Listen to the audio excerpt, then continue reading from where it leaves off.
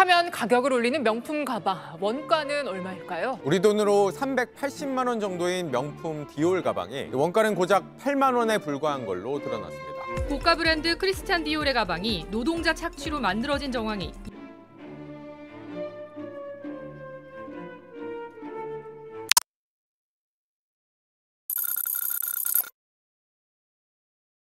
반갑습니다. 자리하세요. 오파드입니다. 오늘 해볼 이야기는 요새 럭셔리 패션씬에서 굉장히 핫한 얘기죠. 380만원짜리 디올 가방 원가는 8만원? 이건데 국내 언론사들에서 뭐 충격 이런 식으로 너도 나도 다 다뤘고 여기저기 남초 여초 커뮤니티를 가리지 않고 퍼져나갔었습니다.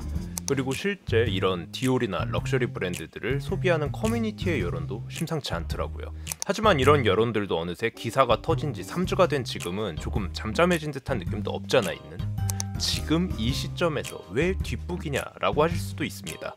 하지만 제 생각엔 무언가 짚고 넘어가야 할 부분이 있기는 한 것 같아서 그 부분들에 대해 조금 더 조사해보고 하느라 이렇게 늦었습니다. 제가 짚고 넘어가고 싶었던 부분은 이건데요. 사실 저도 해당 뉴스에 대해 접했던 그 직후 라이브에서 이런 식으로 이야기를 했었습니다. 사실 이게 뭐 새삼스럽지는 않죠. 왜냐면 우리는 이미 이런 걸 봤잖아요. 이 사진 유명하잖아요.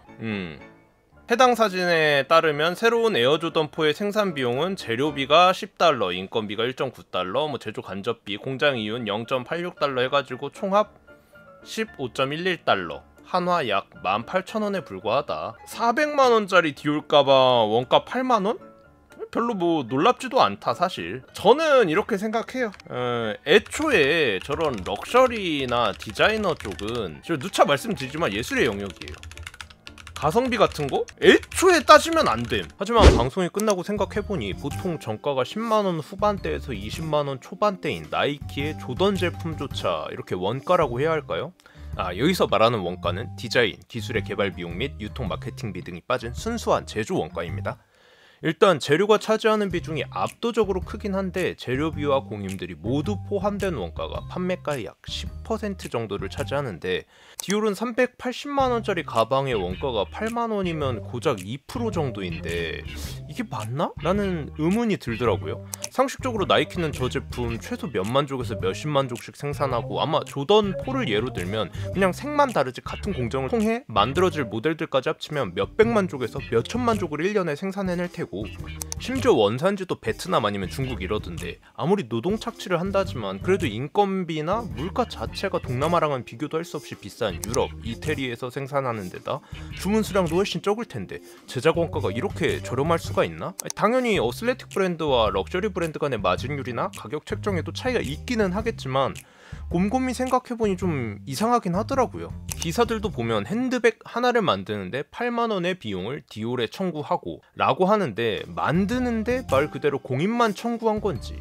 아니면 작업 지시서 같은 거 하나만 받고 처음부터 끝까지 만들어서 디올에 총 8만원의 비용을 청구한 건지 좀 해석하기 나름인 그런 애매한 문구들이더라고요. 그리고 해당 내용에 대해 검색을 해보니 원가가 8만원이 아니고 공임이 8만원이었다 이런 내용의 댓글들도 보이더라고요. 그리고 저 내용을 나이키의 자료에 대입을 해보면 공임이 8만원이라 치면 재료값은 그보다 더 비싸단 거고 그렇다면 원가는 더 비싸겠구나 라는 생각? 이후 저는 이러한 내용의 진위 여부를 찾고자 구글링을 하여 이태리 현지 기사 그리고 로이터나 포브스 등 세계적인 신문지 등의 원문 기사를 찾아보고 해석을 해보았지만 마찬가지로 좀 애매하더라고요. 이 코스트라는 단어가 참 애매해. 이게 공임비는 굳이 따지자면 레이버 코스트인데 그냥 대부분의 세계적인 신문지 기사에도 코스트라고 퉁쳐놔 버리니 이게 진짜 총 원가가 8만원이란 건지 공임비만 8만원이란 건지 기사만 봐선 알 수가 없더라고요. 그렇다고 내가 이태리 법원의 판결문까지 뜯어볼 수 있는 것도 아니고 이런 걸 기자들이 해야 하는 것 같은데 그냥 요새 기레기들은 번역해서 긁어오느라 바쁘지 지들이 뭔가를 취재하려는 생각은 없는 것 같아. 이게 참 아쉬워. 그래서 이제 저는 제가 할 수 있는 한에서 조사를 해보기로 합니다. 바로 현직에 있는 지인들한테 물어보기로 한 건데요. 이게 기사에 나와 있는 모델 넘버인데 이걸로는 쳐도 정확한 모델은 안 나오는 대신 뭔가 모델이 나오기는 하고 이게 지금은 인상됐나 본데 저때 당시 저거랑 가격이 일치해서 거의 이 제품이다라는 식으로 얘기들을 하더라고요. 설사 뭐 다르더라도 원가가 비슷하니까 판매가도 비슷하게 책정했겠지. 그러니까 사실 이 제품이 문제의 제품이 아니어도 크게 문제는 안 될 것 같아요. 아무튼 이 제품의 사진을 보여주면서 중국 같은데 해외 출장도 다니시는 의류나 잡화 생산의 빠삭한 대표님한테도 여쭤보고 주변에 이런 잡화 생산 공장을 하는 지인에게도 물어보고 했는데 이게 또 의미가 없게 제각각이더라고요. 어떤 사장님은 야 이게 공임이 8만 원은 말도 안 되지, 뭐 심지어 이태리라며 뭐 중국이나 동남아냐? 안돼. 그리고 이게 패턴이 뭐 그냥 심플한데 거기에 로고만 들어가는 그런 것도 아니고 쫙 돌려야 되는데 이게 8만 원은 말이 안 되지 이러시는 분. 그리고 어떤 사장님은 될 것 같은데요? 8만 원? 충분할 것 같아요. 이거 중국에서 한다 하면 빵만 맞춰주면 더 싸게도 될 것 같기도 한데 말도 안 되거나 그런 건 아닌 것 같아요 라고 하시는 분. 그나마 좀 비교를 해볼 만한 게 한국에서 디올은 아니지만 프라다 제품을 생산해보셨다는 공장에선 공임만 한 5, 6만 원 정도를 받았었다라고 하더라고요. 근데 그래도 한국보단 이태리가 물가도 세긴 할 거고 저것도 과거 얘기일 테니 인건비나 물가가 오른 걸 감안해보면 뭐 거기에 추가적으로 이번 디올 논란이 터지기 약 2달 전인 지난 4월 이미 알마니가 같은 논란이 터졌었습니다. 그리고 해당 기사에는 263만원짜리 가방 하청 단가가 13만원이라고 나와 있어요. 검색해보니 정확히 지금 디올이랑 같은 상황인데 디올은 원가 8에 판매가 380? 알마니는 하청 단가 13에 판매가 263? 이게 좀 이상하잖아. 분명히 비슷한 상황의 장소인데 디올이 그만큼 창렬이다 할 수도 있긴 한데 솔직히 럭셔리 브랜드들 다 거기서 거기거든요. 저기만 특출나게 막 엄청나게 드라마틱하게 공임이나 원가를 줄일 수 있을 것 같진 않아요.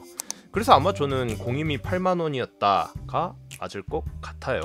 그리고 제가 구글링도 열심히 하고 저희 카페에도 글을 올려서 물어봤더니 한 분이 2023년에 방영되었던 다큐멘터리 패션의 빛과 그림자라는 제목의 이 영상 링크를 주시더라고요.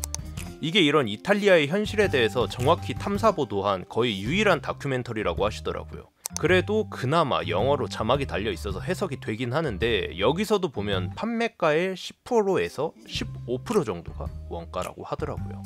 그러면서 자세히 설명을 해주는데 이 사람은 실제 이태리에서 일하는 공장에서 부츠를 제작하는 노동자인데 제작진이 보여준 구찌 부츠가 1300유로에서 1800유로에 팔리는데 본인은 60유로를 받는다고 해요. 그리고 구찌는 이 노동자가 속한 업체에게 180유로를 준다고 하고요. 그리고 비용이 보통 40에서 60% 정도인데 저하청 업체의 경우 180유로에서 60유로를 공임으로 노동자에게 주고 원재료, 부자재까지 해서 나머지 적으면 12유로, 많으면 48유로로 사오거나 또 만드는 거란 거죠. 그러니까 판매가가 380만원인데 총 원가가 8만원?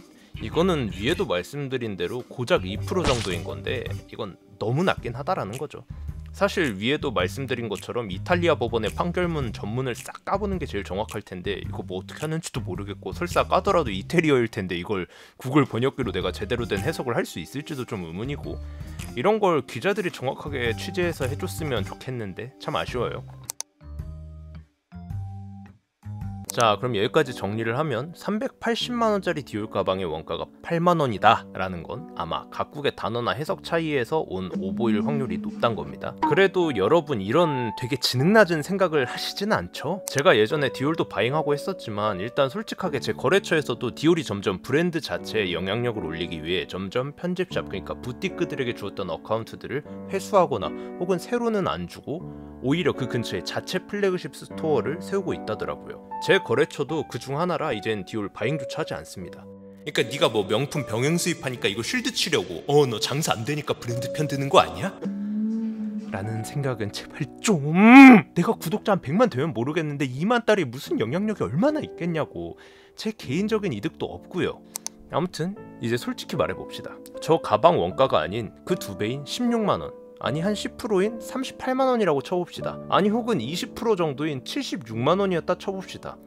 그래도 뭐 어차피 깔 사람들은 저 76만원에서 원재료 값은 얼마 안 되고 장인이 더 못하는 인건비가 대부분일 것이다. 그러니까 중국에서 만드는 끼키야 2~30만원에 파는 짜발이랑 눈으로 대충 봤을 때 큰 퀄리티 차이도 안 나는 거지. 크크 라고 했을 거고 원가가 뭐 얼마였더라도 이게 지금 쉴드가 쳐지나? 그러니까 사실 저 판매가 300만원짜리 가방 원가 8만원은 어그로를 끌기 위한 썸네일용 워딩일 뿐이지 이번 사건의 핵심은 이게 아니고 불법 노동 착취인 거잖아요. 거기다 심지어 불법 체류하는 외국인 노동자들이 기본적인 인권이나 우리나라로 치면 최저임금조차 지키지 않고 마구마구 비인간적으로 부려먹었다는, 그러니까 원가가 좀 더 비싸졌다 한들 지금 사안이 심각하고 굉장히 질이 나쁘며 명품 패션 산업에 있어서 창피한 일임은 부정을 할 수가 없단 거예요.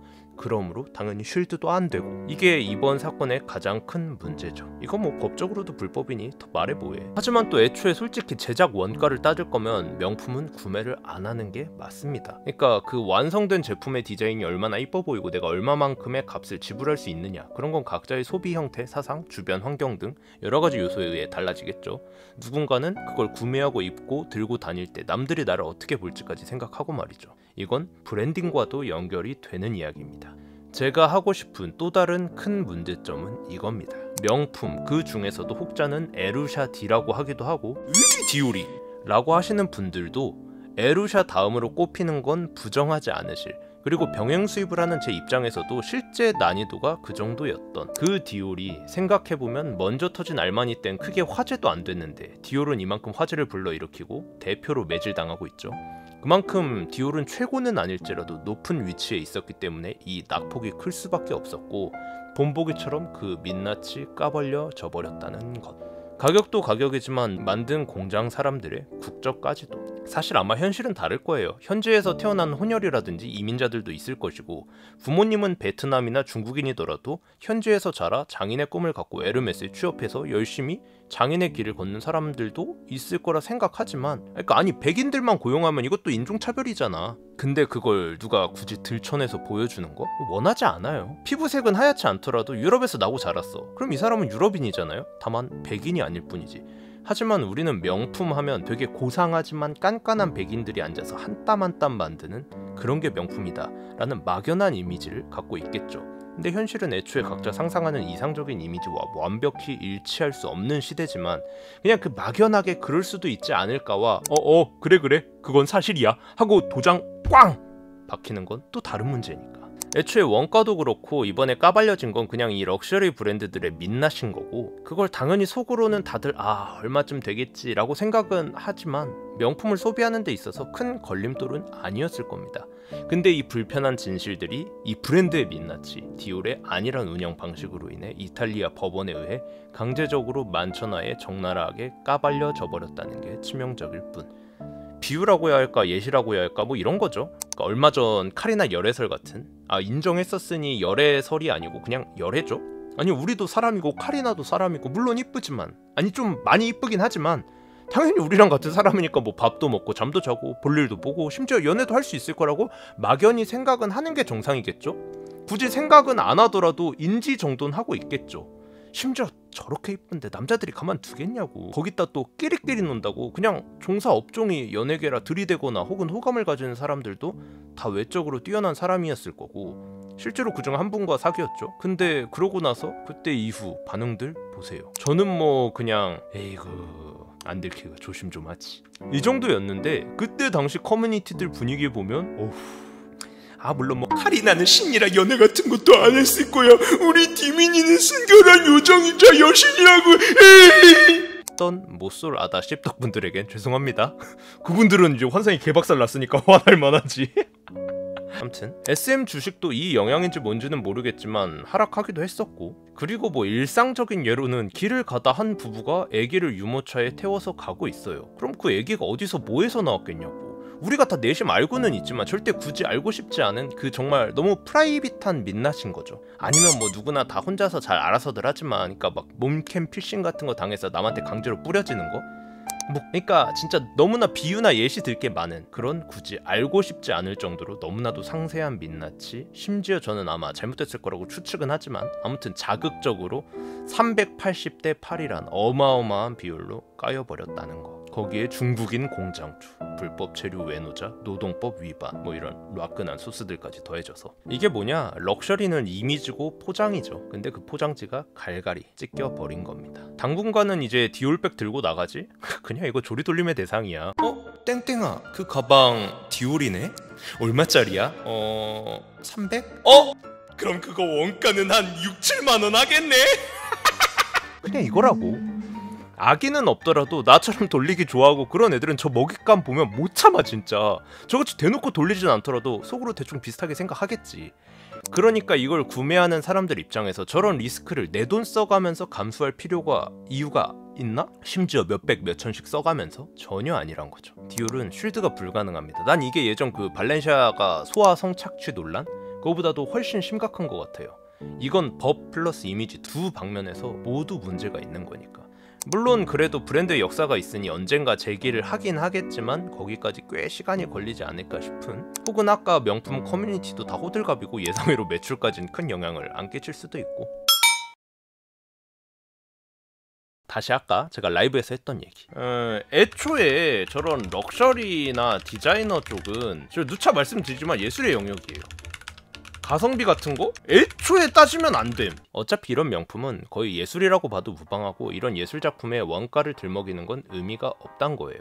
현대예술이 됐건 미술작품이 됐건, 아니 하다못해 우리들이 쓰는 핸드폰, 애플 아이폰의 원가가 약 30%라고 하는데, 제가 이 분야는 문외한이긴 하지만 상식적으로 생각해봤을 때 이 부품들의 가격조차 사실 개발한 기술력에 대한 연구 비용이라든지 그런 걸 금전화시켜서 포함했으니까 그런 거지, 정말 그 기술을 뺀 반도체에 조금 들어가는 금이건 그런 게 뭐 얼마나 되겠습니까? 순수한 질량 대비 가격으로 봤을 때요.